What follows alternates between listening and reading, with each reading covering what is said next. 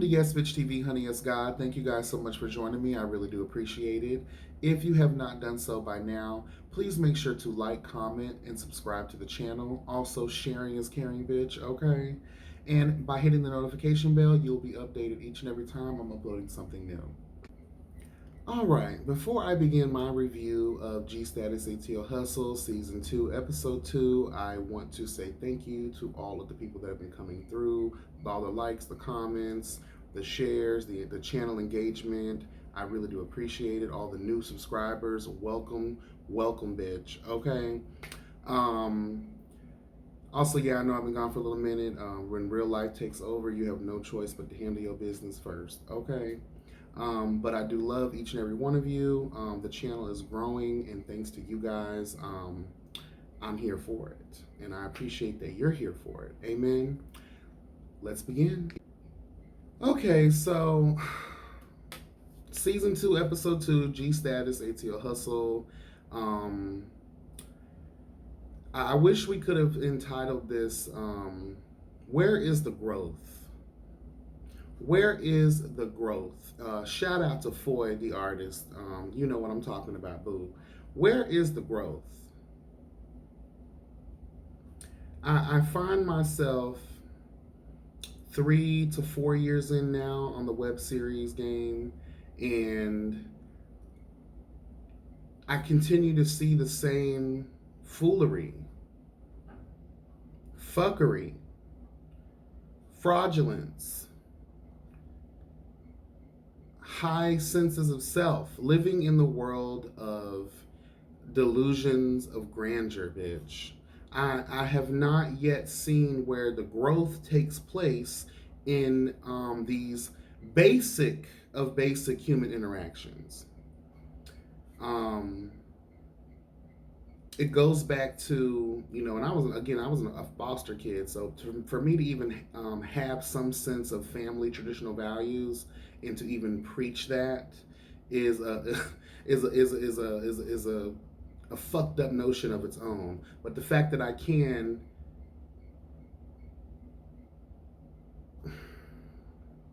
where do we go from here?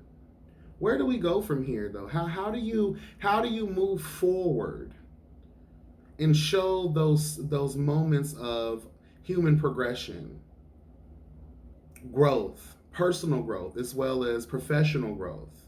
Where do we, child? I know I'm asking a bold question, and I know that a lot of people are going to be like, bitch, you're always with this kumbaya and unity bullshit, and that's not what reality television is for. We're here for the shits and the giggles. Hey, and I'm here for it too, girl. I am here for all things shits and giggles, bitch. Okay? I'm here for it all. But what I'm not here for is, where's that balance at? You feel what I'm saying? And I think this is one of the things that myself and other reviewers, especially the Just Us League, when we were reviewing, Dallas, and when we have these conversations about web series and what we're looking for, and it's just like, where's the balance at? And it just really, what happens is we have situations that took place like in the Hibachi. Okay, Hibachi, girl. Not all the girls could afford the plates, which is crazy because hibachi is not that expensive. But we'll get into that in a minute. But it just kills me. Okay, let me just go back to what we saw so far. So we began this episode, bitch, with Hakeem still reading and roasting Zion. Um, I actually received some tea about Zion, and that's not it's all I have to say is, and it's reliability, real reliability. Okay, um, he ain't never been who he says who he really is. So basically, anything he says, we can't trust and we can't believe. But you know what? Let the show play on. And if he is a mainstay character or a friend of the show or a friend of Hakeem Honey, then maybe that truth will come to light and we'll get the chance to see it for ourselves. But they're still arguing about who done fucked who and how many trains they ran on somebody, girl. And you know what? I'm inclined to believe Hakeem because that's a lot of detail. That's a lot of detail, and that's a lot to put on someone. So anyway, moving on. We already talked about that the last review. Then we get Roman and Sherrod at the gym working out, working on those bodies, honey. Yes, God, honey. Something that I need to be doing. Hello, God, but bitch, they make it look good. Were y'all oiled down? Were y'all really sweating? I didn't see like a drops of sweat. I just saw y'all might have been oiled down for the scene. But you know what? A bitch like me is here for oiled down body, bitch. All right, honey, slip and slide on the dick. Okay, yes, God, honey, because Roman and Sherrod together. But no, that's like Sherrod's like my nephew, child, so I can't.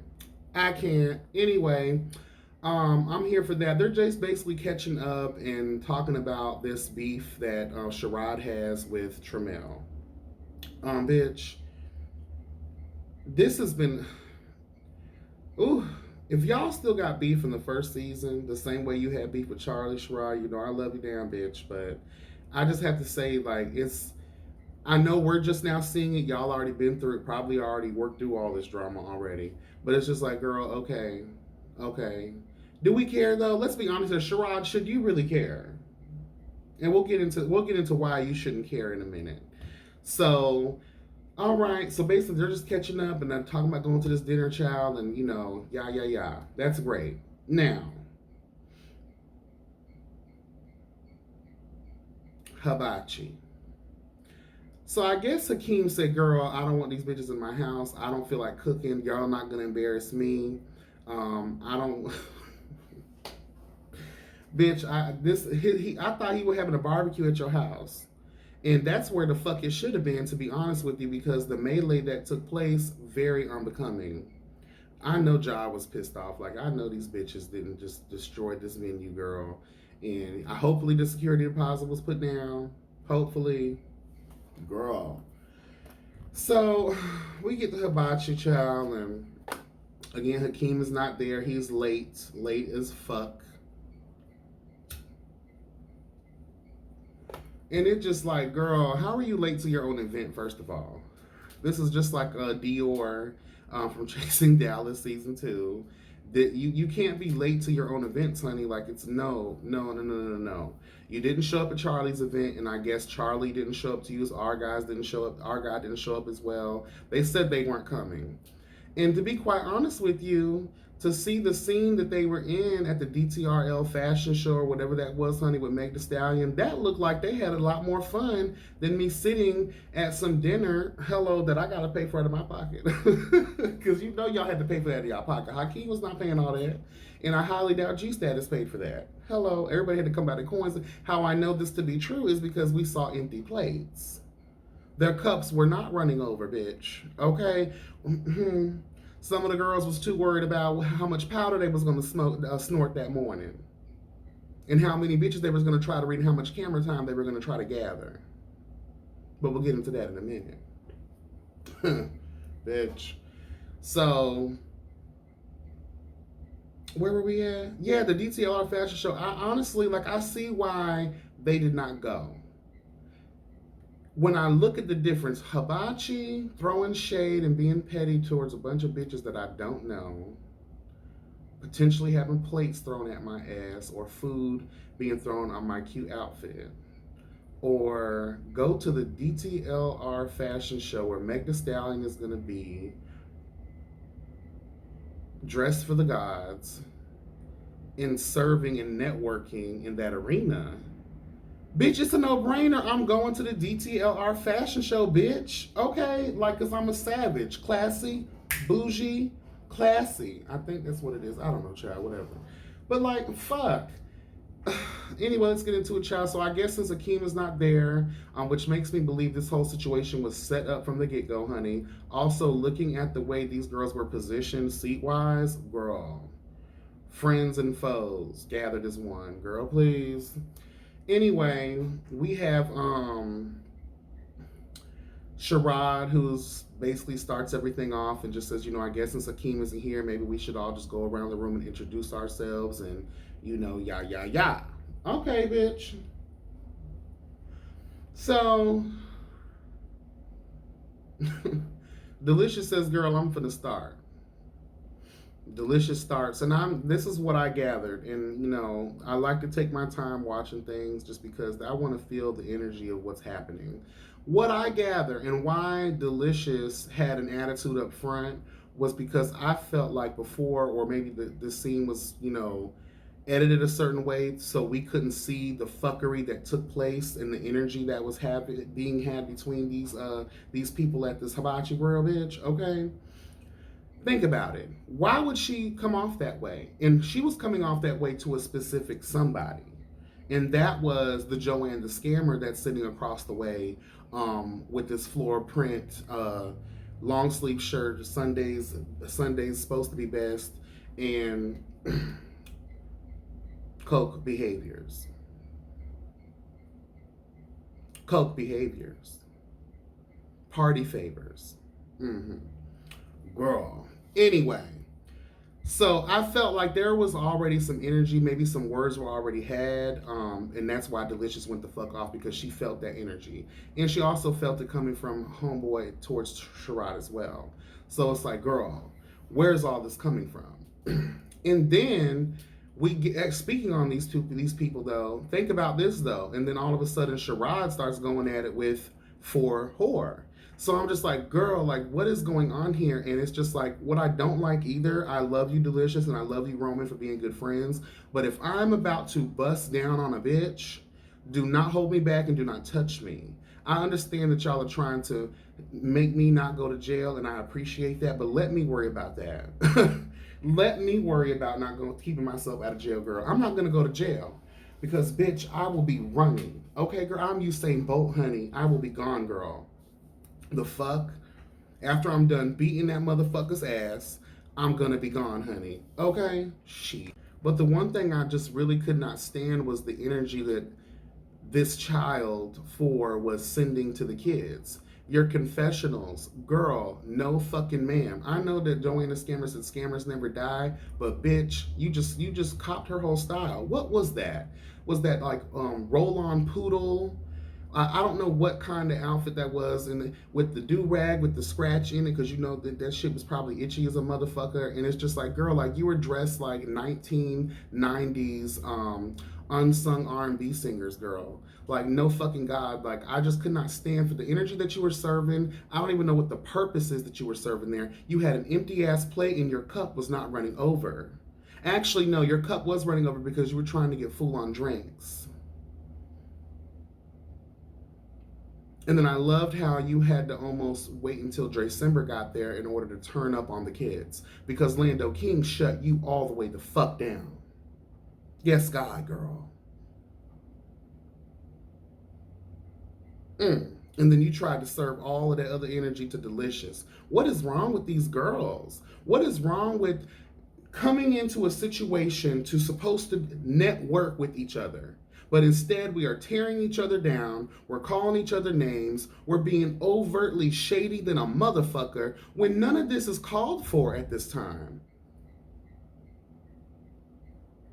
And one thing I have to say, the production is almost an hour, and your entire episode was dedicated to this Hibachi Grill madness.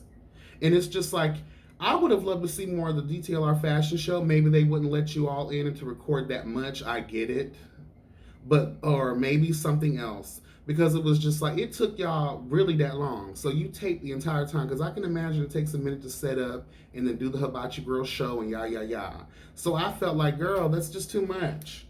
It's too much. And then we couldn't even come here to be supportive of one another. Because let's be honest here, all of this shade that was being thrown, girl, who are any of all of you? Let's be honest here. Some of your claim to fame is this web series. Hello, God. Let's be honest here. And all of this, well, everybody knows who I am. Girl, don't nobody know who half of y'all motherfuckers is. You're not nationally known. We don't know you across the states. Probably in your city, town, local, small venues. But y'all motherfuckers ain't out here doing Super Bowls and motherfucking NBA championship games, and y'all ain't out here serving us truth and justice through the lands, making that real money, bitch. I don't see nobody on the charts. I don't see anybody any credits on any big major movie films. All these writers, songwriters, all of these people. Where your credits at, girl?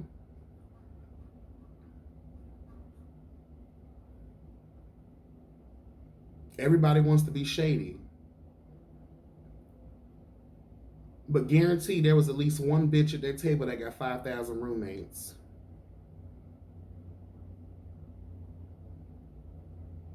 Going to Atlanta makes you girls feel like you have to be fraudulent as fuck in order to make it in the city, in order to be connected with the elite social gaze. Not realizing that half of those bitches are on their way to jail for credit card fraud. So, and I could talk about the things we heard. Yeah, Devon was funny. Yeah, we had moments that were okay. Brandon Carson, God bless him, honey. I'm here for all of that stuff. Then Hakeem shows up late. So it's just like, girl, all of these, what is it that you guys do? Why do we always gotta have that mentality? That's why, and I know this is a show, but at the end of the day, that makes me feel as if this is what is in the culture. Because again, we have not grown, we have not progressed, we have not seen. And some of these people we've seen before, and they too have not had any real growth.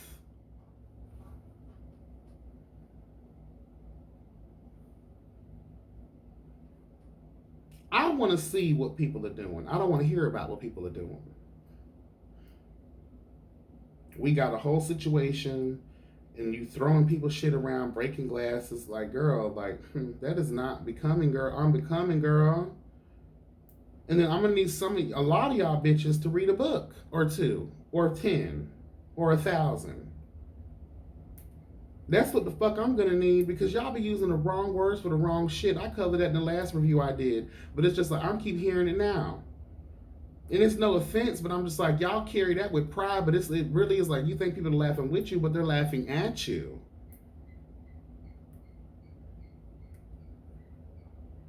I know some of my fellow reviewers were like, child, this was a good episode. And I was like, bitch, where?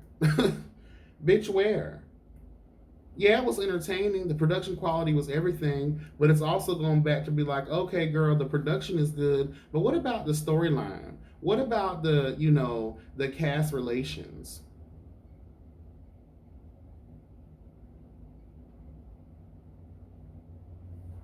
And all of these like different sections of people, like y'all should be coming together, not being divided. So we have Sherrod, Roman, and Delicious. Devon seems as if he's on the team, child. At least right now, obviously, we see things progress throughout, the season where they become, enemies, I guess. But it's just like we see that these little sections. Then Dre Simber comes in, and then that starts a whole. No. Who threw the plate? Bitch, I don't remember because I don't give a fuck. Hakeem comes in, he starts this whole thing with Brandon Carson. You want to know the tea so bad, then they start breaking down the tea, and then you get upset because they won't hurry up with the tea, and then all of a sudden a big melee happens. Roman is about to beat Hakeem's ass, child, and it's just like, Hakeem, I gotta tell you, I love you, boo boo. I love your crazy ass, and you may not make sense sometimes, but you have to be mindful of how many buttons a bitch is willing to let you press on them before they try to press on you.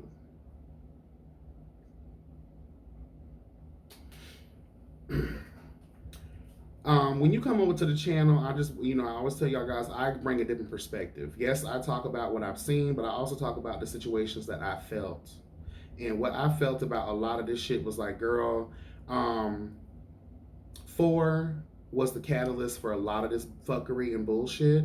You had a lot of the kids coming there on 10 when none of that was needed, required, nor desired. All of you bitches lose your princess points. The only bitch that earns any real respect from me in this situation is Redrick. Redrick was poised. And I know some people are going to be like, child, he was forgettable because he wasn't turned up like the rest. But guess what, bitch? That's a bitch who done overcame that particular part of her life. Like, girl, I'm not here for that. I just came to eat, bitch.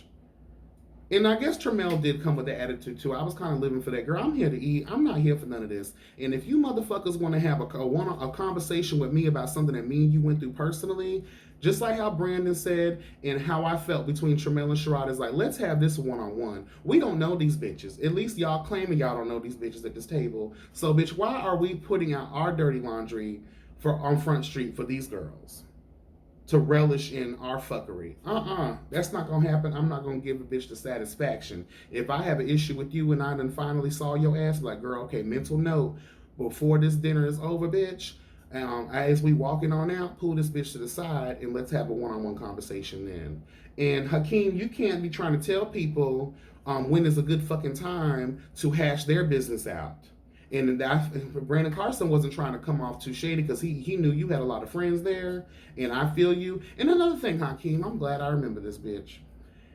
You claiming to come in and talk about Delicious. You know she's a part of the show. You talking about who is this white woman? Very disrespectful, first of all. She is Spanish. Okay, thank you so much. She is Spanish, honey, or Mexican or Latina. She's part of the Spanish, bitch. Okay, she's not a white woman, but I can understand how you get that. But you come in here and tell me, who are all these people? Some of these people, you invited them. You had to have invited them.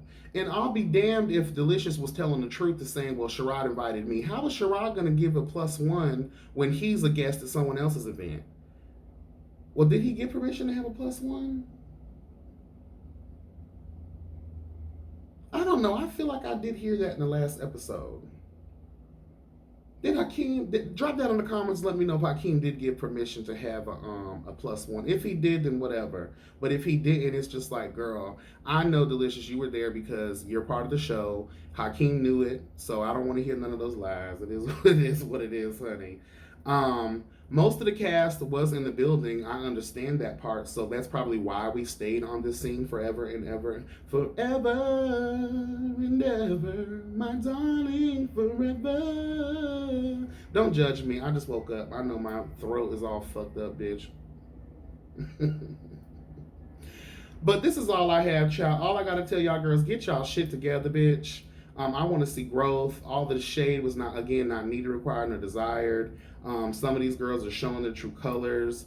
Ja, I don't know why you insisted on letting this child narrate basically this entire episode with his shenanigans and fraudulence and alleged coked up mentality. He's the one who mentioned, no, the girls say I do coke. Well, I don't think anybody else said you did coke, but you just kind of told on yourself, girl. So Frosty the Snowman, bitch. Okay, just be careful, girl. You need to get your life together too, bitch, because that spirit you carrying with you, that's the kind of spirit that get beat the fuck up for talking all that shit. That's all I gotta say. Do better, girls. That's all I ask. Until next time, thank you guys for tuning in to Guest Bitch TV. I really do appreciate it, and be on the lookout. I have some new things coming. Yes, God, honey. Be blessed, never stress, guys. Bye. Okay, forgive me. This is an insert. I was already done with the video and edited the video, but I needed to add this part in here because as I was rewatching my review, I said before I posted, I gotta add this in there because I need to expound on this situation with Sherrod real quick. Sherrod, I love you down. You are like my nephew. You are cool as fuck. I've seen your progression. I've seen your growth. But one thing I'm gonna need you to stop doing is crying. You need to stop crying, especially cowering in the face of raggedy bitches who we don't even know who they are. At the table, bitch, everyone knows who you are. Same goes for Tramel. Same goes for Devon. Let's be honest here, and we've seen y'all before. You are, we're in season 2.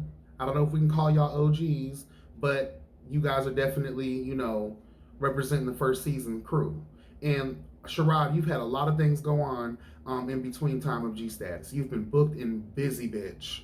So crying and cowering in the face of a raggedy bitch is unbecoming of a queen of your standing, honey. Okay? A king of your standing, honey. Like, don't ever, and I get it. It can get emotional. You've been battling with this shit. I understand it. But, bitch, we are over that, girl. And I'm not saying carry yourself like a bitch or like you're greater than thou. I'm not telling you to do that. But when a raggedy bitch tries to come for you, That's when you lay them the fuck out, bitch. Okay, that's all I really wanted to say. Because you have it, Sherrod. You've been humble. You've been booked. You've been busy. You've been out here really serving, and showing the people what you're capable of doing. You've been working, girl. So there's no reason for you to get offended, bitch, when a raggedy bitch who's trying to get to your level, hello God, mainstream or non-mainstream, bitch, you still getting paid, you still getting booked and busy, you still getting exposure. People know who the fuck you are. While we're still sitting here asking ourselves, like, girl, who's everybody else? So walk in that truth, Sherrod, and know that and carry that with you as a badge of confidence, but not a license to be a bitch. Okay? Be blessed, never stress.